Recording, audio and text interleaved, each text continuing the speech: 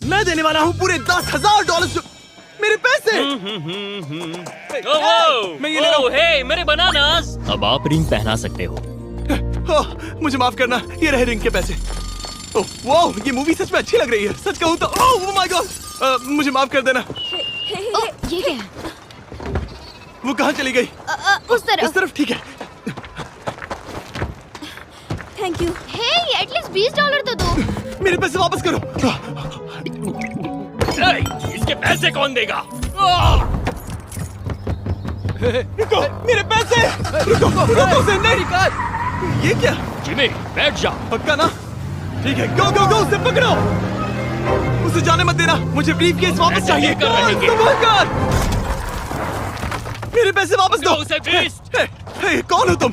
मारा, बताओ तुम कौन हो तुम?